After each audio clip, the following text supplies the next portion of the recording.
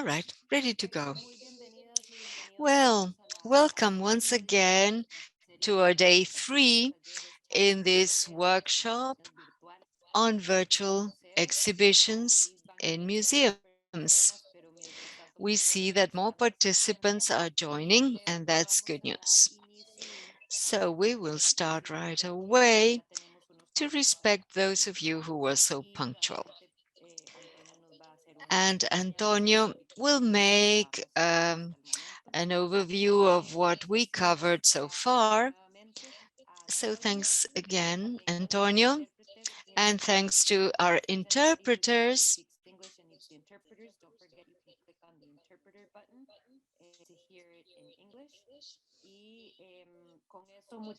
Y- And then thank you, Antonio, once again.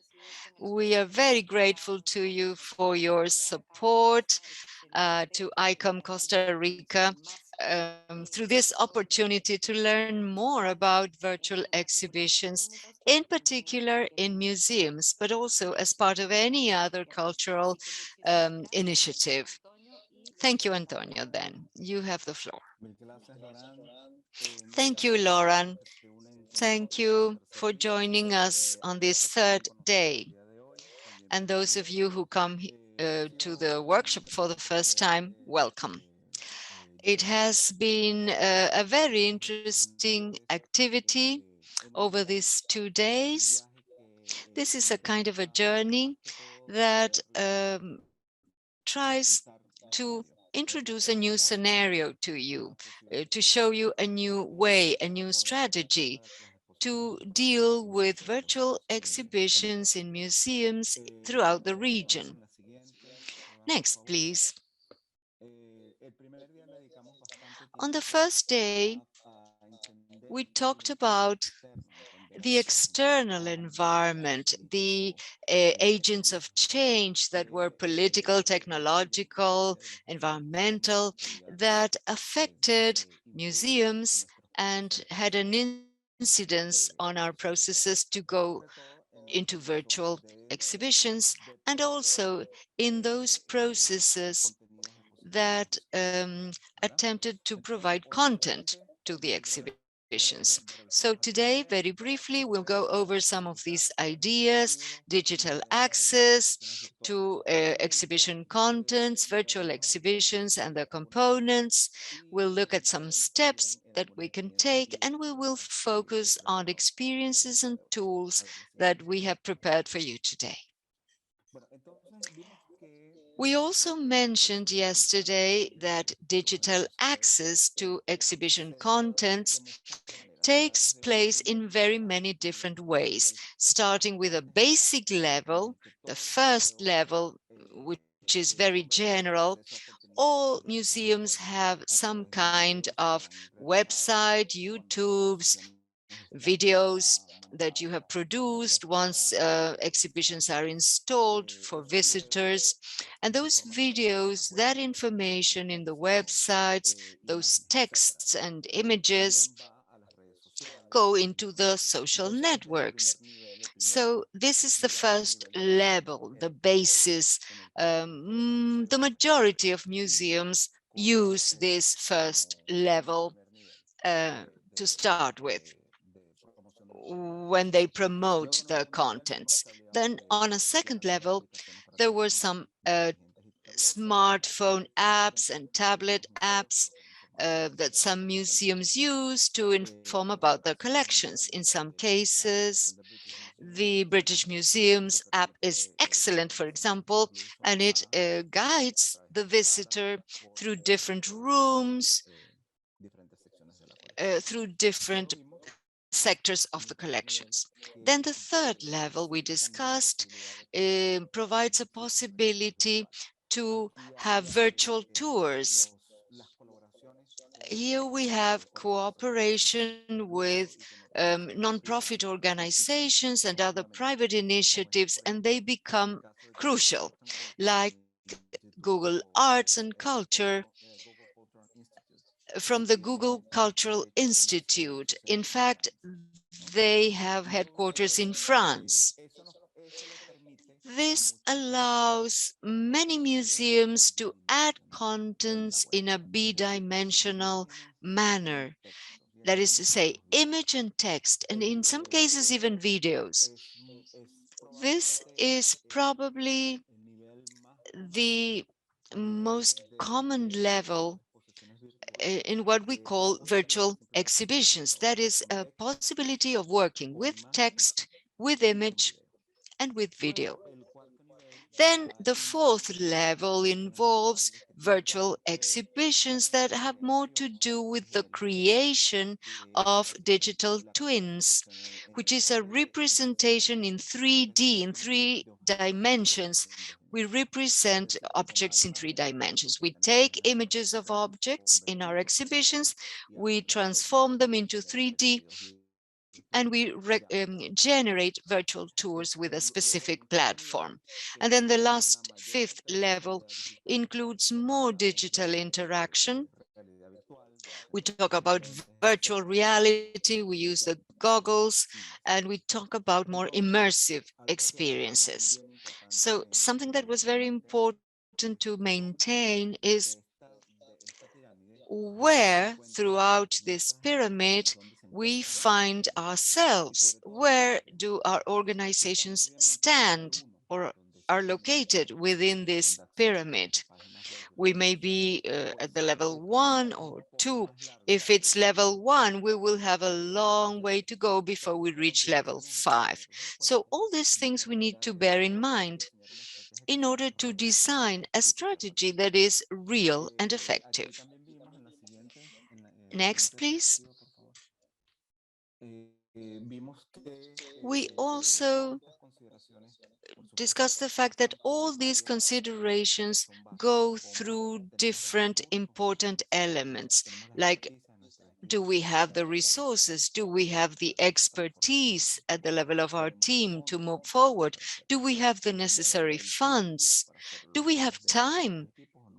Do we do it with our own teams in-house or do we outsource? But then, going beyond the components, there is something that I would like to stress as a lesson learned. All these digital transformations that come as an opportunity stem from a real reality, from exhibitions or for contents that we normally present in physical spaces. We also saw that as a product of changes taking place in the outer um, environment, exacerbated by the pandemic, we see the generation of a new ecosystem that is physical and digital at the same time and represents an opportunity for our museums. Why is this physical and digital ecosystem different? Because the visitors have changed, because our public has changed. Now we have a public that is probably more inclined or interested in being part of digital experiences, virtual experiences, in order to access contents. Yesterday, we also mentioned that as a basic assumption, no virtual experience can substitute the physical interaction of a visitor when he or she goes to a museum. That physical learning experience, that direct contact with objects and works, we understand is unique. So the virtual experiences that are created in the new surroundings will never substitute the other interaction. However, they provide an opportunity for people who otherwise would not be able to access these contents. And this provides a new opportunity to access that knowledge and that information. So if we move from this real reality to the virtual reality, The greatest challenge we face in our institutions is to understand that this digital transformation generates a different um, environment. It generates a physical and digital ecosystem that did not exist before. Historically, we know that crises generate learning opportunities and also generate potential. So obviously, our approach to virtual exhibitions and our approach to providing digital exhibition contents through exhibitions or through any other cultural initiative. We could think of other institutions like theater or film. Any step, any strategy should be rethought under this new scope of the crisis, under the scope of how much we have changed internally within the institutions and externally, because our public has changed. The features have changed. There are many surveys conducted by ICOM, by the American Association of Museums, that conclude on one thing. As a result of the pandemic, there is an increase in terms of the interest for digital activities. And also, these surveys confirm an increase in the cultural offer, in the digital cultural offer that museums are providing worldwide. In closing, from a real reality, pre-pandemic reality, which had a few digital contents, but through the crisis, we got to the virtual reality. And therefore, it becomes crucial to reflect on this in order to understand the opportunities offered to us by this new physical digital environment, because our institutions are different even in the same city and the same community. Our institutions are different within a state, within a country, in the world. So the solutions that may work for museums in Europe may not necessarily be the right solutions for museums in Latin America, or even solutions that we might implement in Latin America might not be the same solutions that colleagues need in museums in the Caribbean region or in Africa or in anywhere else in the world. A few days ago, we looked into the steps we could take to understand these forces of change. Next, please. So now that we focus on virtual exhibitions and the components, we saw that the most basic elements that we need to have ready, that we need to ensure, that we need to be sure to have and prepare in the best possible way, what I would call the pillars that will allow us to move forward, are the narrative, the concept, the exhibition discourse. In many cases, some museums have virtual exhibitions that are based on exhibitions they already offer to the public physically. So it can be face-to-face, it can be digital, but that narrative has different characteristics, whether this is a digital project, and it will have a different narrative. But in all cases, the concept, the narrative, and the exhibition discourse are key. If you think about virtual exhibitions, you have to be clear about the digitization strategy for the contents.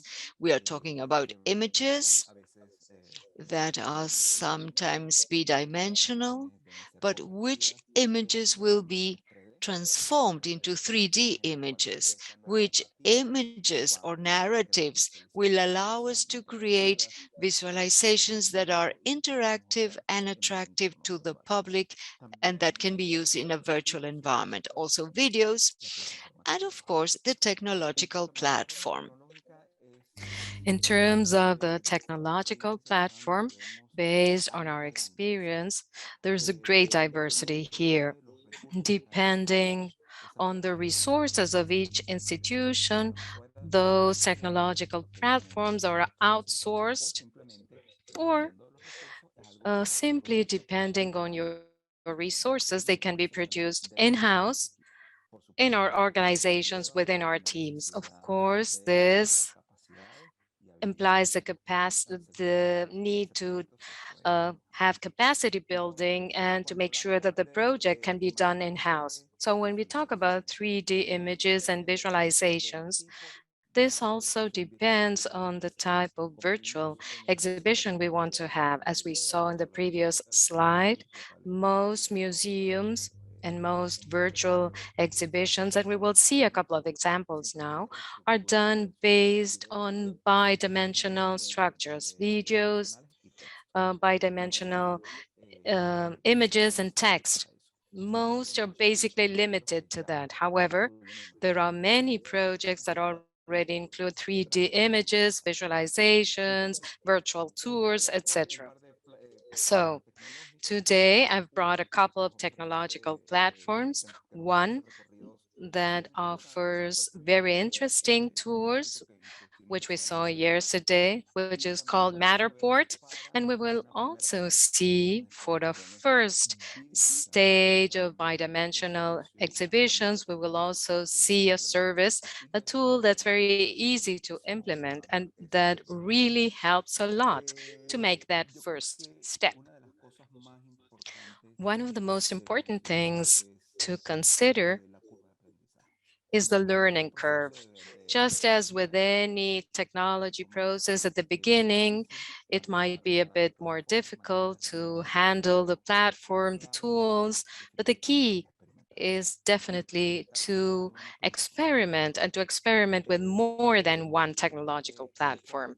Here, I believe that ICOM, through its webinars, through its conferences, annual conferences of all 33 international committees, it offers a huge opportunity to connect with other colleagues in the world, regardless of the topic, whether it is technology or not. Most museums produce technological exhibitions as part of their um, usual offering. So I invite you to discuss with other colleagues what platform you're using, how it can be used. Maybe next year we will be able to continue these conversations with Laura and we might invite other colleagues too. But I invite you to exchange and ideas on the use of those platforms, who has been successful with the use of these platforms and who has also found many challenges when using them. So in closing here, we have seen that the major basic components for any virtual exhibition are narrative, a strategy for digitization for the images to be used, the decision whether those images will be used in 2D or whether they need to be replicated in 3D, which is what we call the digital twins. Twins because it is just a 3D representation of a 2D image. And of course, visualizations as any video materials that you might have that will illustrate the contents that you're trying to promote. And of course, the technological platform as well. Next slide.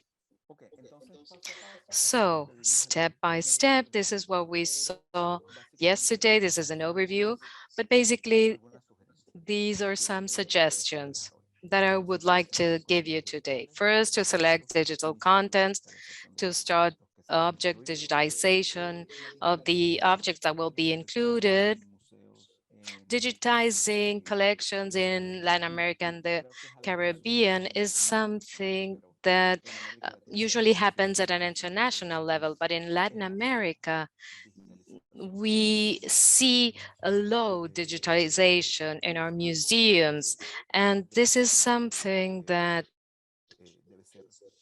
definitely needs to be considered as a regional effort.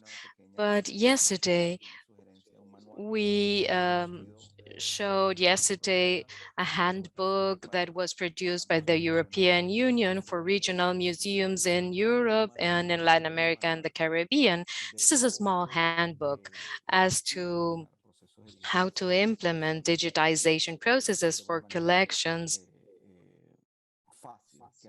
in an easy way that won't require major investments or high costs. Then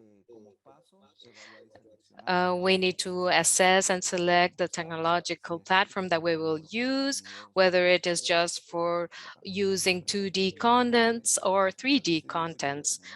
Once that has been decided and that we have the platform, we need to upload the contents to the platform, and we need to build a virtual space, whether 2D or 3D space, that will create a visually attractive space that's also easy for users to navigate. I have found many virtual visits on the internet that are really excellent, but that require a lot of capacity at the technological level. So the user experience that is virtually participating in some of those exhibitions might be much too sophisticated, which might bring about some problems. So here we also say, let's remind the keep it simple and stupid rule, which is let's do it as simple as possible. Any virtual initiative always needs to take into account a general audience. Also, please remember that virtual exhibitions offer the possibility of access to large audiences, large groups of the population. So, of course, this generates opportunities, but it also generates challenges because it's very difficult to control the level of technology use of users. Some users might be very savvy, but there are also other users that, depending on the regions of the world where we are receiving digital visitors, maybe some people might not have stable connections, or they might not know how to use the internet very well. So the more simple we keep it, the more general we keep it will be better for a virtual experience. Something that virtual exhibitions also offer, which is something very important, is to have guiding points through our tour, which will um, ensure that the narrative will be able to share the digital museum experience. This is something that we have gathered throughout all these years of our work and our experience, and which is something that we see that's going on around us in terms of exhibitions exchange. Next one, please. Okay. So here we will see 4 experiences. We have Google Arts, then we will see the National Museum of Anthropology in Mexico, then the Larco Museum in Peru, then the National Museum of El Prado in Spain, and then we will have the Open Museum tool, which is created by the IDB. I will now ask Lauren to allow me to share my screen with you.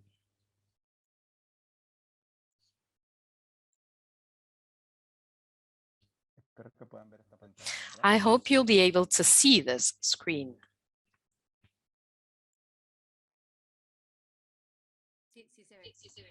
Yes, we can see it.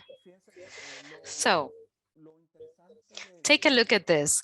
The interesting thing about Google Arts, Of course, it is a major portal that offers access to a lot of information dealing with exhibitions and museums. Of course, this offers the opportunity where the public can interact with exhibitions contents and to create an interactivity level that's so much higher. For example, there's an app from Google Arts. When you download it to your phones, you can take a selfie, and then that selfie goes through all the museum contents existing in Google Arts. So based on your images, on your faces, it suggests you where, which are the similarities between your faces and portraits that are included throughout the different museums in Google Arts. Of course, that's one more step here, but it's also important to see that Google Arts offers the opportunity to present museum collections. For instance, here we have the Mac from Lima, and here we can move inside and we can get into this exhibition.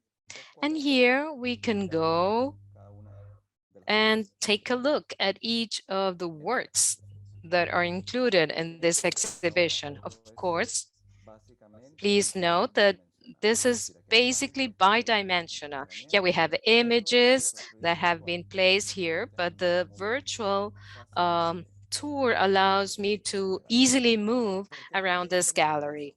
Why is this important in this case?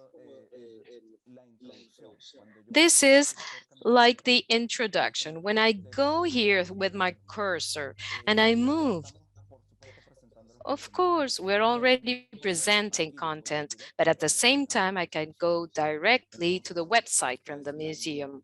So this is an introduction, and it allows us to collect content in an easy way and in a institutionally robust way, because all of this is done in collaboration with Google Arts. Here, I would also like to mention something else that's very important, which is where you can make a connection with Google Arts, which is the Google Art Institute. All of this that we see here, all the exhibitions that are placed here, is the result of collaborations that Google has with all these institutions and museums around the world. How can we begin that dialogue? How can we then understand? How can I, in an easy way, create a strategy for promoting contents through Google Arts? So as I said before, there's a Google Art Institute, which has its headquarters in Paris. And this is a first level. Here, take a look. It's very clear that this institute has the priority of supporting museums in the digitization process to manage their collections and publish their collections online. Here you can see how it says find out how to join and how to participate. So here, this is in English, I apologize, but the same information can be found in Spanish too. What's very interesting as information and as an opportunity for us is that Google Arts and Culture is interested in partnering with museums. So here you can see the button that says inquire about partnerships. There you have to fill in this information, which is basic information for you to fill in. And then I will put this information for you in the chat so that you can take a look at it. Well, I'm sharing the screen right now, so I'm not able to do it. But in any case, what I want to tell you is that this is the result. This is what the public sees. This is the portal where we can see all the collections. How do we start that dialogue? How do we access to this? Through the Institute and through partnerships. Something that's very interesting from the Google Art Institute. Take a look that here you can see help for current partners. That is to say, current museums. What does this mean? Google Arts also creates a possibility of establishing connections among museums so that they can help other museums as well. And that experience goes through different levels from a national museum that's supporting a regional museum or a state museum that can support a community museum or same level museums within a community, a city, a state, or at an international level. So I wanted to give you this information because I think it's really interesting. Explore Google Arts and Culture, not just as museums, but explore this tool as possible partners and collaborators. And this definitely presents an opportunity that might be really interesting. Next experience, just one question. I got into this and I'm having a hard time trying to find where I can find partners experience so that I can put it in the chat. In what part are you? Are you in Google Arts and Culture? Well, you have to go to the About tab. Para todos. Ahí está, ahí está, perfectamente. Okay, now it's you can read the chat. There's the link. Next example is from um, the National Institute of Anthropology from Mexico. Yes, that's correct. Sí, aquí está. Entonces,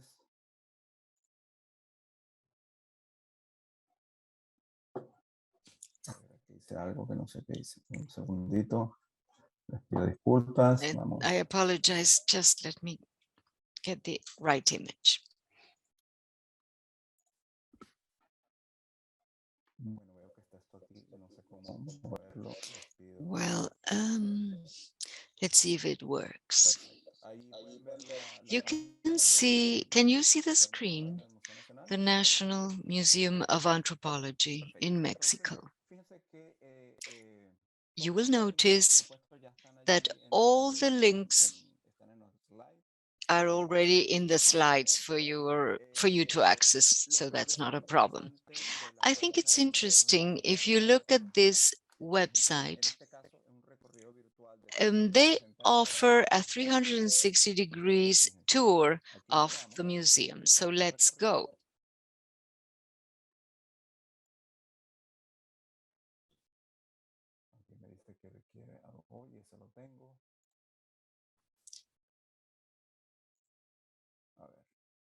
Let's see.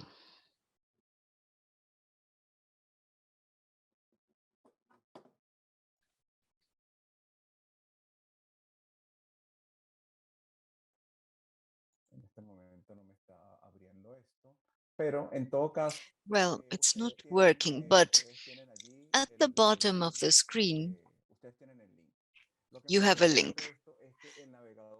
The navigator will allow you to walk around the rooms, but the player is not working. But this is a very interesting tool used by this institute in Mexico to show the collections of the National Anthropology Museum. The process is as follows. The museum presents instructions for the users, then it shows what the tour will be about, and it also shows the gallery itself. My connection is not working well today. It also shows you this, which is very interesting. You can download images to create 3D models, and this offers more interactivity. But unfortunately, my system is not working and I apologize. You are cordially invited to do the tour so that you can explore and experience the collections from the viewpoint of users and also in terms of exchange of digital exhibitions. Think about the features that might work in your museums, those that might not, what your limitations are, and so on. I think the next is the Larco Museum that Amelia Rodríguez mentioned yesterday. As an example, this is a permanent exhibition of the Larco Museum.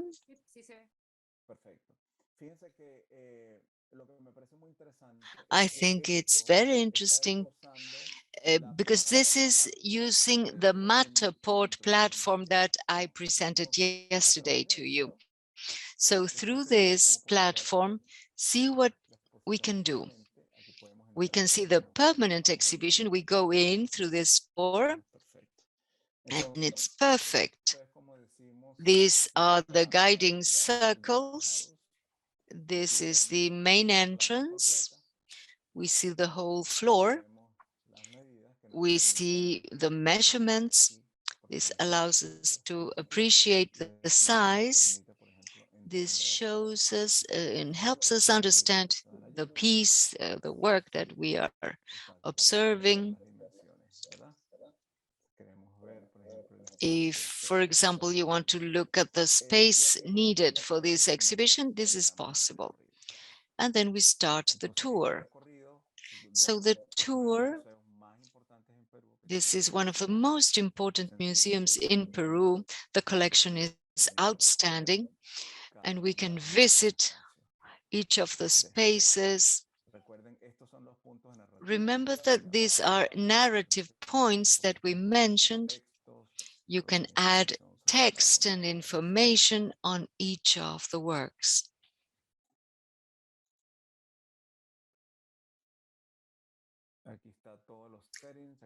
These are the different settings, questions, answers. Let's look at this specific object.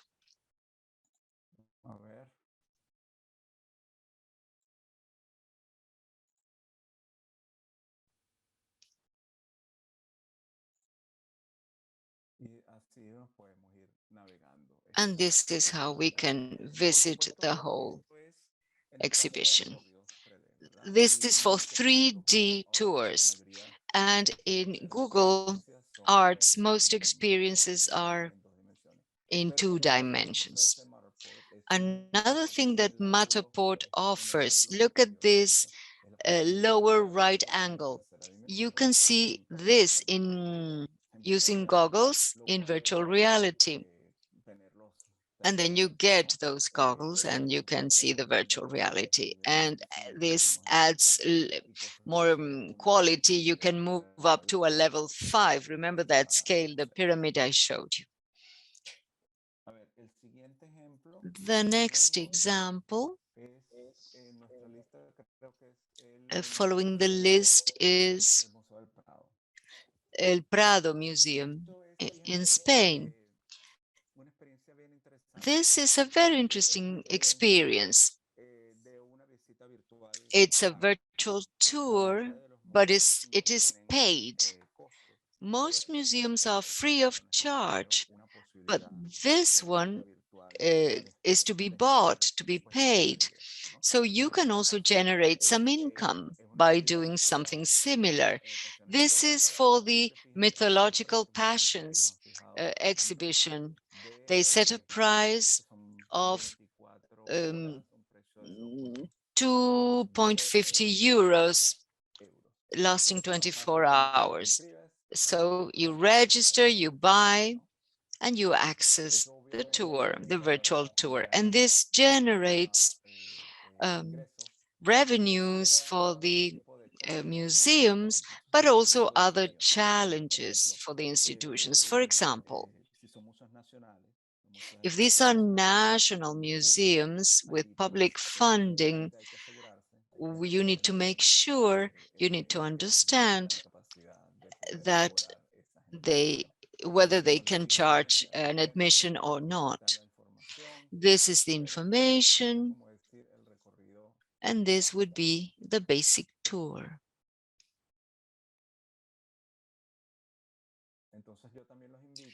So I also invite you to experiment the different options and see how it might or not work for you. The other example requires more exploration of other resources, and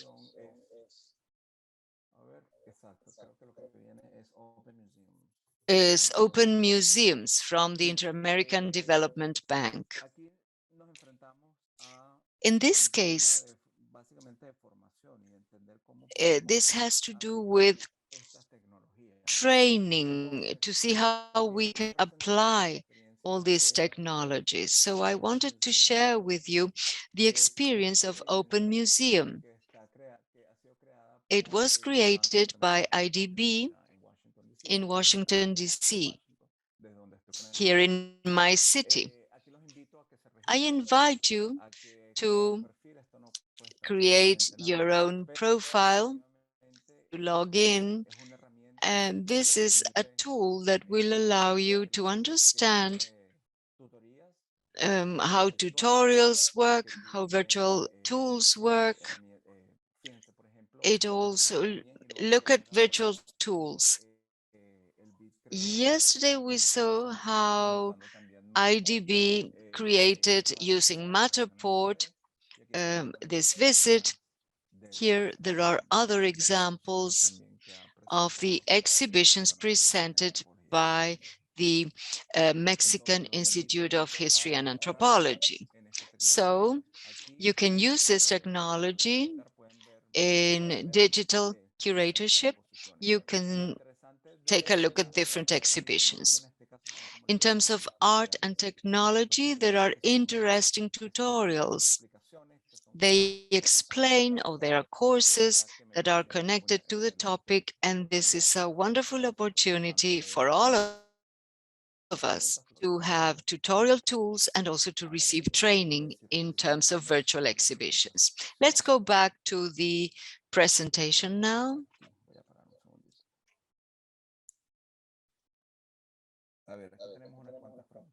And we have a few comments and questions. Let me look at them. Amelia Rodríguez says, very interesting tour of the El Prado Museum. And the added value is to go more in depth into each of the works of art. What do you think about these different levels of access to information on the works themselves? I think this has to do with the priorities of each museum. It has to do with deciding upon a strategy for digital communication of contents. Depending on the type of collection you manage, if it is heritage, for example, national heritage collection, you should always give access to these collections, and this is key. And in that case, that's an alternative.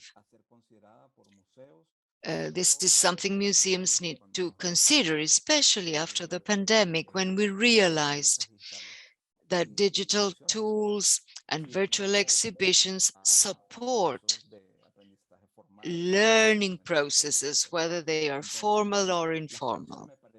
So I think that in the case of collections, they need to be shown. Now, in terms of costs to generate revenue, Well, that can be done through temporary exhibitions. It's an opportunity for public to have access for a very short time. And from the marketing point of view and from the visibility point of view, that also requires offers opportunities, I'm sorry, but it responds to a different strategy. I think that what is more important, for example, in the case of El Prado, we need to understand that this is temporary, that it has funds from the collection and funds from many other international museums. And this creates a very attractive opportunity for the public to pay, in this case, for the Spanish public, for the European audiences, to pay easily to 0.50 euros to access the collection. I think how we use these digital tools, how we use digitization of contents depends on the mission and vision of our organizations and what our objective is. What is it that we really want to digitalize? Do we want to digitalize our collections or temporary exhibitions or one specific educational activity in the framework of an exhibition? It could be a performance of an artist or a meeting between artists and communities. It all depends on your goals, on the narrative of the exhibition, because there are some narratives that may respond to something that's very local, very much belonging to the community, which is valid. But you will take it into a digital environment when you want to connect to larger audiences or international audiences. And this requires an additional component that relates that local narrative with a larger public or a global public.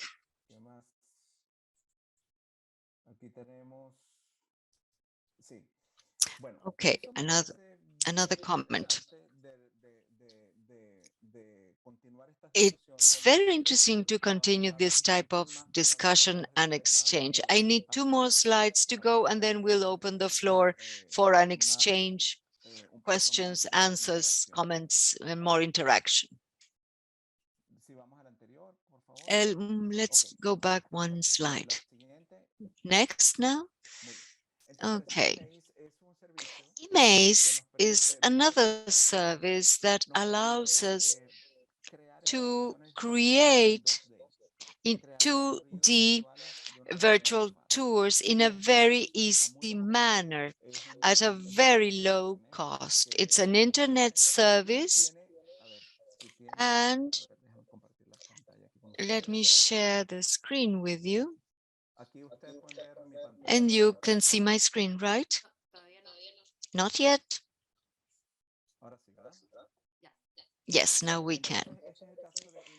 This is the case of Emaze that started as a service that provided formats for PowerPoint. It evolved, and now it offers a possibility of using templates to easily create virtual tours. Just to give you an example of its application, I will show you a tutorial. It's an exhibition in Peru to recreate a virtual exhibition. So I recommend a visit here. It's a very good tutorial addressed to students.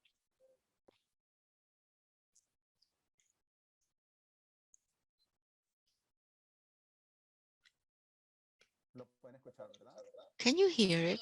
No, there's no sound. We cannot hear the sound.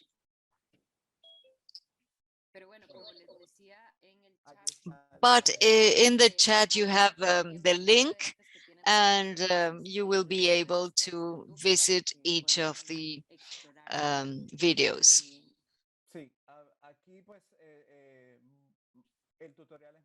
Well, the tutorial is very easy. It teaches you how to create 3D museums, what images and texts to use. It's very basic. It will allow us to understand the point of departure for any other digital initiative.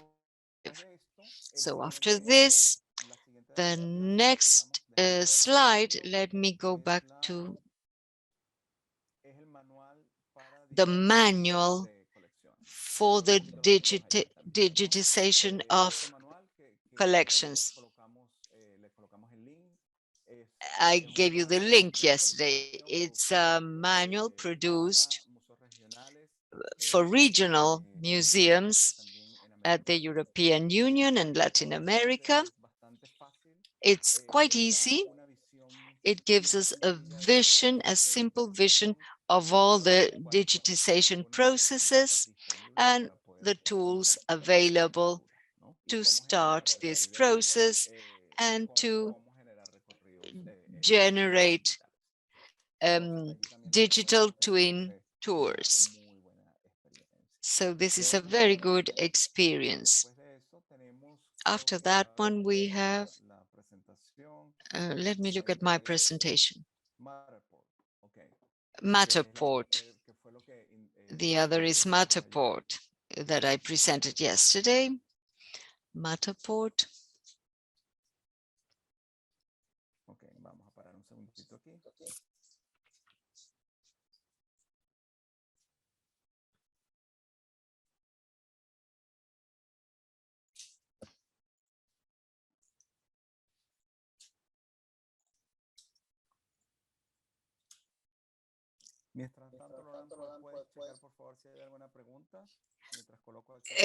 Please, Lauren, check if there are any other questions. Feel free to ask questions. Y así lo vamos a ir. Sí, no, yo nada más quería añadir a lo que decía Amelia que I just want to add to what Amelia said. It's true.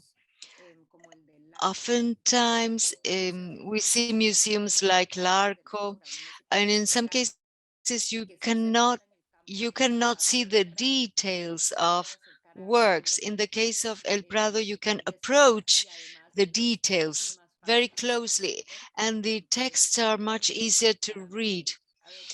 In my case, I need what you mentioned. I need the KISS, keep it simple, stupid, because to me, this walking around in three-dimensional layers, I click here and I click there and I want to approach this and I get lost in the attempt. So I don't know if this technology will improve over the years because we are just beginning, but it's hard for me to use these virtual spaces and do the tours. Do you think that the mechanics have improved, the access to these virtual exhibitions, has it improved or not? Is it easier to navigate? I don't feel it's that easy at the present time. It's not user-friendly in a way. Yes, you're right, Lauren. In the case of the National Institute for History and Anthropology, I have Flash installed in my computer. I tried to go in, but it didn't work. So this is where we need to make sure that things should be simple, accessible for most audiences. That's precisely the point. Now, I want to share the experience of the Inter-American Development Bank with Mataport. You can see this, the screen. This was done using the same tool, Mataport. It provides a virtual visit to an exhibition that was presented at the Cultural Center of the IDB in Washington. It's interesting. This was a virtual exhibition It was prepared virtually, physically at the cultural center.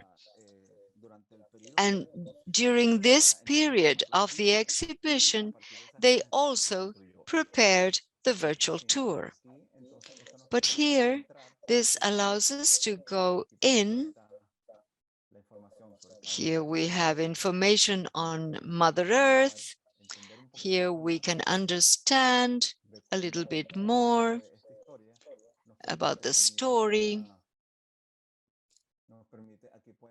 We can understand who the artists are.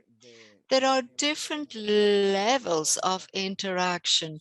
All these platforms have varied levels of interaction. Some are very basic, others are more sophisticated. But we need to understand that we have to familiarize ourselves with the platforms. We have to familiarize from the 2 points of view.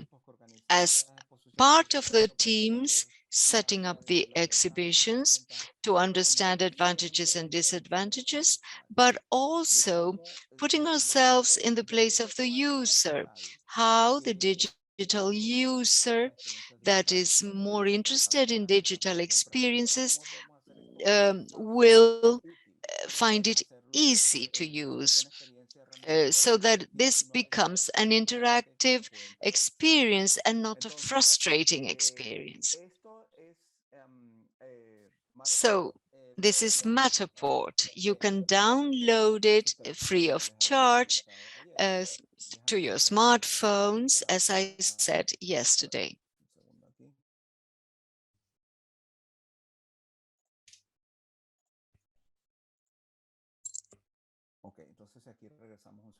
Okay, so let's go back to the presentation, Lauren, please.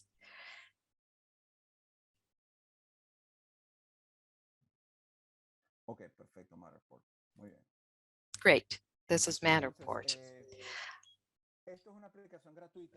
So this is an application that's free of charge. I recommend you should download it and experiment it. Of course, the free of charge version has limited use, but it will allow you to become familiar with all the processes and let you understand how you can experiment your own 3D tours without the need to having a digital camera. If you take pictures with your mobile phones, with your smartphones, you might be able to generate a basic with the free of charge version. So if our contents allow, so Matterport also offers virtual reality where you can, of course, move on in terms of interactivity levels. So I really recommend you to explore Matterport, and I would love to know how you did. Maybe Lauren, at some point next year, we could have some sort of conversation as to how you did with this, and maybe we could bring some specific examples. Now, the next one. Here we have a small checklist of things we cannot forget when we are preparing a virtual exhibition. First of all, narrative concept, and discourse need to be clearly defined. We need to estimate the costs, and we need to determine whether it will be physical or virtual. We need to define the audience. Is it a local audience or is it a global audience? Regardless of the fact that any person in any part of the planet can access, that does not mean that the audience we're trying to capture with this project is a global audience, but access can be from anywhere.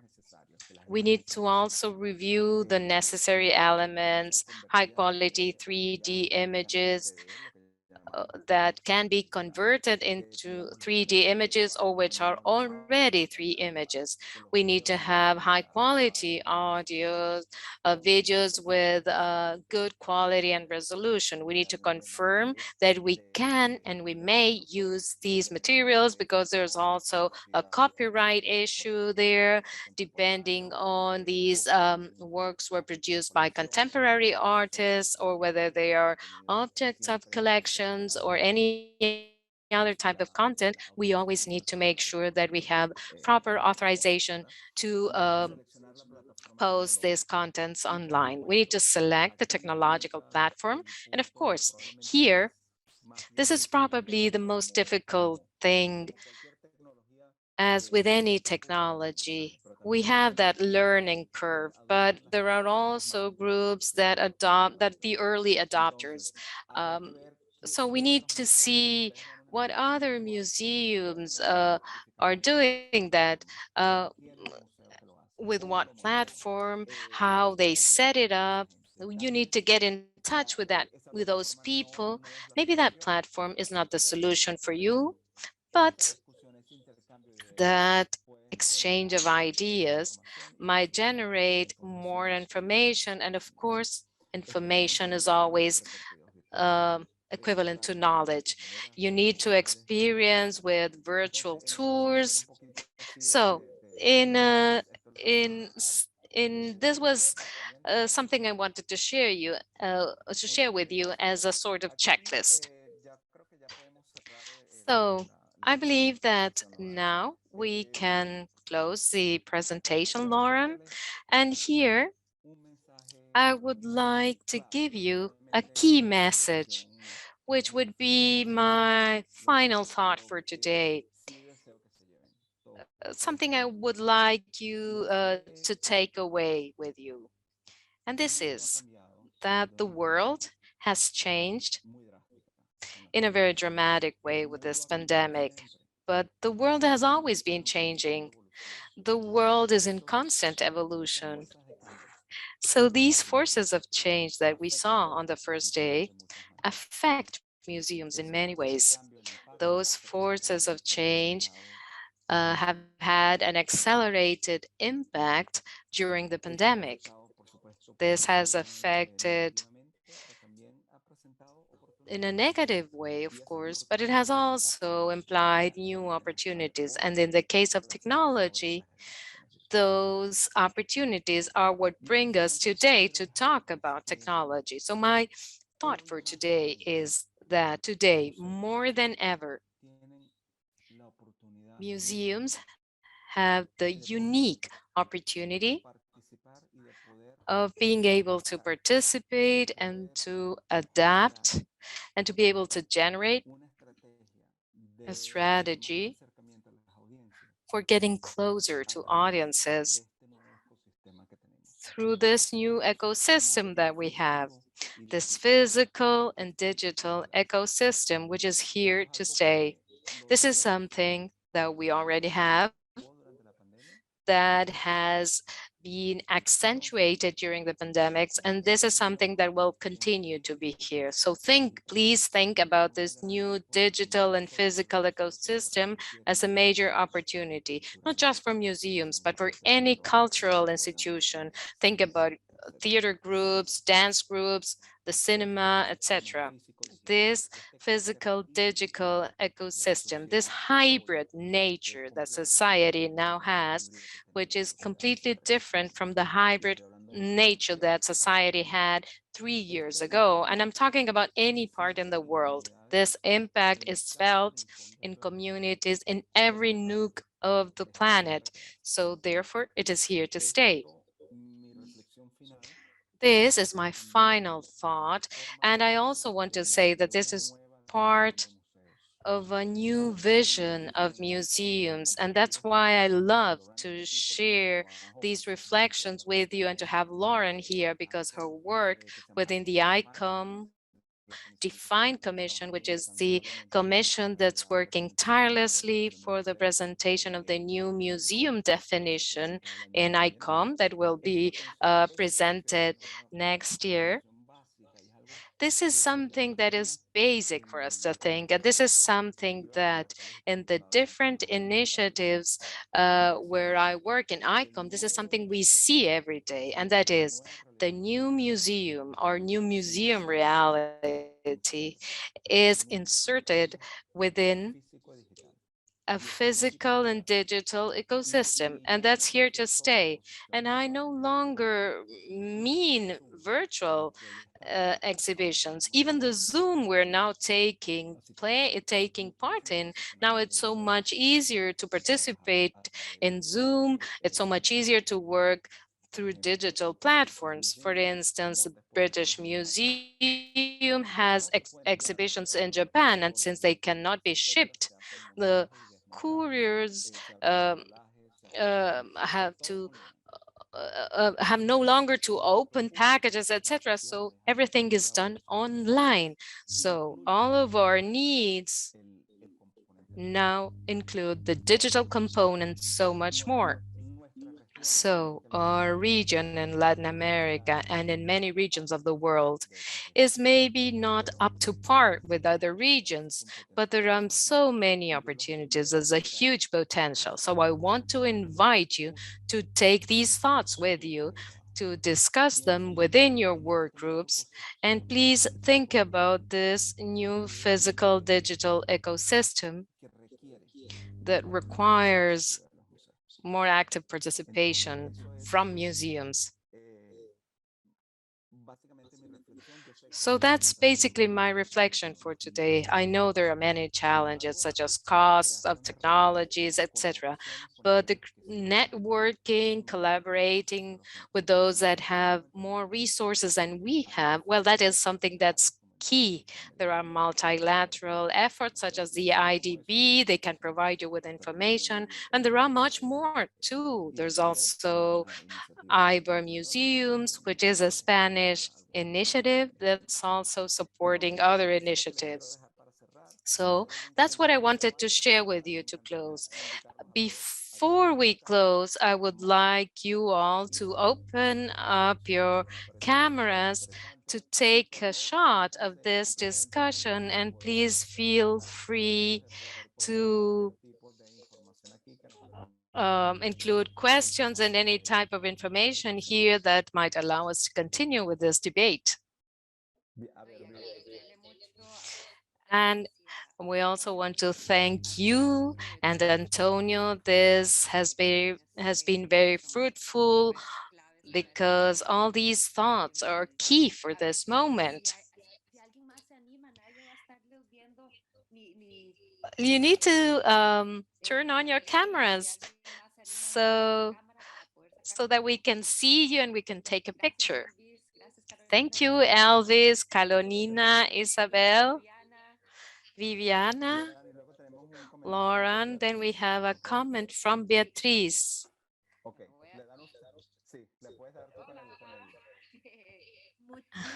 Hello. Thank you very much for giving me the floor. First of all, I would like to congratulate ICOM Costa Rica for this great adventure you started in terms of Museum to Go. And also, thank you for these very illustrative days. The possibilities, the technological possibilities are there. And it's so good that they're there. And there are so many. So we'll follow your advice. We will explore them. We believe this is something that's crucial for all of us working near museums. Having said that, and supporting Lauren's comments, when you start to explore, even though these things might be easy for those who are experts, but those of us who are not experts, we have to struggle. It's not so easy. It takes a lot of time. And maybe sometimes the conclusion is we need experts, we need graphic designers, or we need technology experts to work in museums so that they can work also that these projects can be done in museums. My illusion is that I want to explore But I also have some reservations in terms that museums have such limited budgets. And when you think about hiring someone so that these projects can be actually successfully be done, is something difficult. I don't want to be negative. I will be exploring this, but I believe that's always a major challenge for museums. I mean, the economic aspect, because you have shown us many things that are done for free, but if you don't have someone who can manage and handle this, it's not so easy. So it would be great if we could have higher budgets and museums so that we could compete. I'm talking about small museums, museums from a region that maybe we can compete with those wonderful exhibitions from the El Prado Museum, the British museums. And I won't be opening the camera because I am wearing my PJs right now. And that's one of the advantages of working in a virtual way. Yes. Beatriz, I really thank you for your comment. But before we leave, I would like to ask you a question and you will be able to answer it. And the question is, how many virtual exhibitions have you visited in the past months? From 1 to 5, from 6 to 10, or from 11 to 15? So I invite you to answer this just to have an understanding as users, just as users right now, where we stand. So here we go. If you're a host, you cannot answer. Did you know that, Antonio? If you take a look at the polls, yes. Oh, the hosts do not see this. But in any case, the results this gave us, let me see how I can present this to you. I don't know whether you can see this.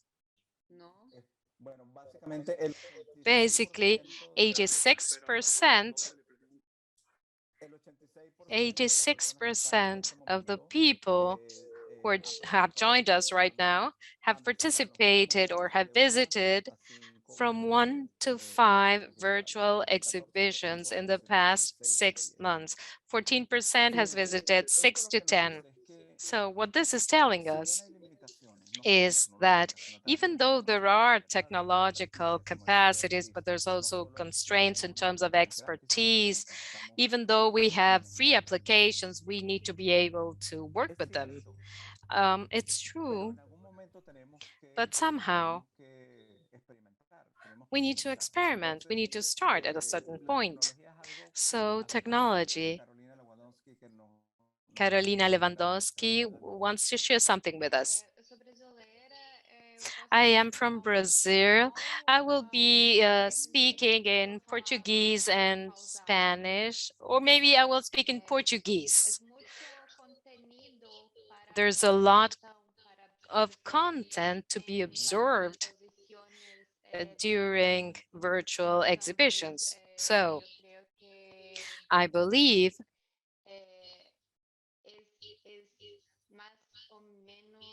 that it is more or less the same number as to face-to-face exhibitions that we might be able to experiment in the past months. Every exhibition has a lot of content that needs to be absorbed, analyzed, understood, felt, experienced. So I don't believe that the number might be exceeding a certain figure. I don't think it would be so much different as if compared to on-site visits. Thank you very much for your comment, Carolina. I do agree with you.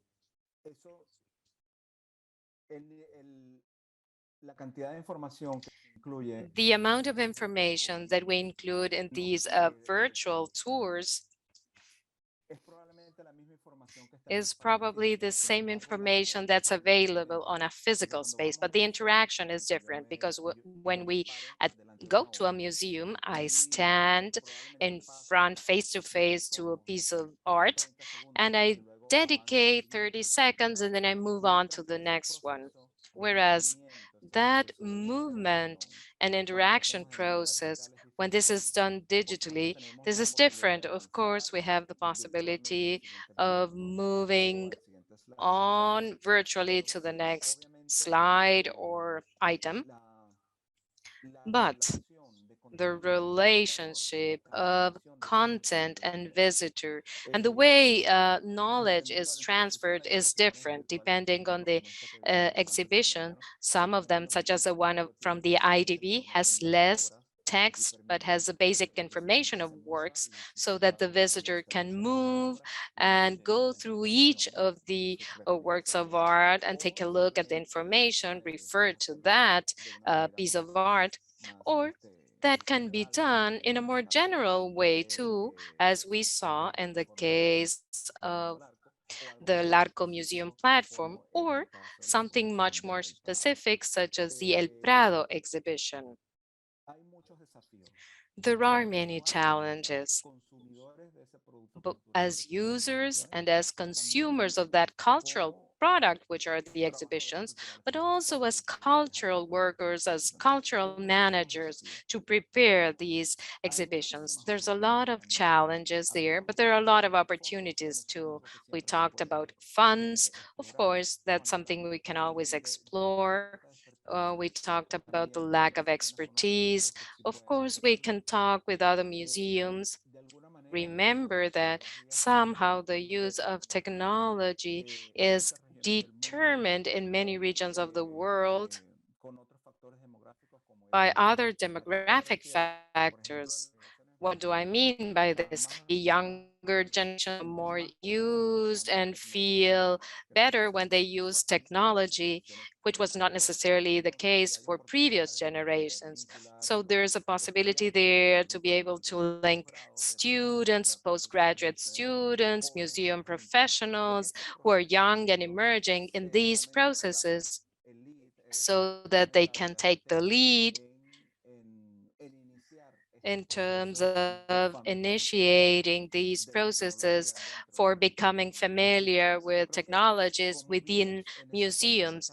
So as we saw in those forces of change, the social change is there when our audiences change, but also the needs of our work change, including remote platforms. But this also provides for the opportunity to have emerging museum professionals who are much more at ease when they use technology. So there you have a lot of opportunities and we cannot miss them. I believe that there's a comment here from Elizabeth. Everything is so interesting, but we also need to assess what the visitor experience is like in virtual exhibitions. And that is something that I have also been thinking about. And who are the users of these virtual exhibitions? I, as a university professor, I do use them a lot with my students, but I'm wondering how much are they being used by the general public? And also how many people, I mean, the role we have within museums of helping or collaborating in the learning of our audiences as to how to use these virtual exhibitions. How can I start using them in a comfortable way? But I also wanted to ask you, Antonio, do you know whether surveys have been done by museums about virtual exhibitions? Do we have data that you know about? Yes, there are some experiences, in particular in Spain. They have, I cannot recall the names now. I could do a follow-up and share with all the participants of this workshop. Now, when we plan a virtual exhibition, the evaluation phase is fundamental. By evaluation phase, I mean considering what to assess. Is it qualitative or quantitative? What are we going to evaluate? The number of visitors or the number of clicks or different points of the virtual narrative? Do we provide an opportunity for people to add comments after the virtual tour or click on questions? But we need to decide on which easy methodology to use to collect data from the visitors of the exhibition, so that we can learn lessons from that. Remember that the evaluation of a virtual exhibition must be considered under two perspectives that are key. One is the content of the exhibition that we are transmitting. Does it really get to the visitor? And the second is the use of the platform or interactivity. We can prepare 2 or 3 questions, 2 or 3 comments that allow both the museum and the user the possibility of getting that information. Thank you. That's perfect. I see we are getting close to a time, so we better close. We don't want to take more of your time, Antonio, nor the interpreter's time or participants' time. Thank you, Antonio, for your cooperation, for all the information you have shared with us. And you will all get the copies. We are going to include all PDFs and compile them into one, so you will get an email with a PDF that will include all the presentations and all the links that Antonio has shared with us. And on the other hand, in about a week, we will send you another email with direct links to this cycle of conferences that we will upload in the YouTube, in the ICOM Costa Rica YouTube program.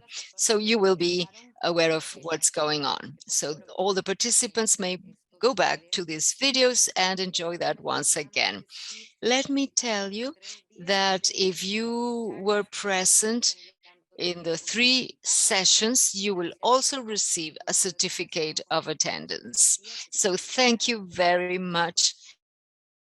We are very happy with the results of this activity and the interest you have shown, and the high level of interest generates enthusiasm so that we can organize something similar for next year around the same topic, because we believe this is very important for museums worldwide.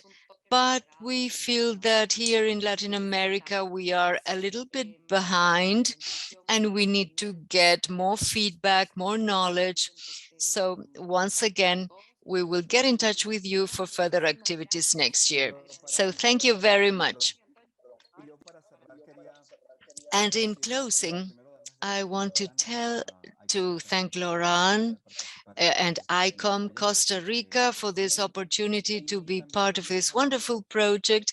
And I want to tell you all that this project is possible thanks to ICOM Solidarity Fund.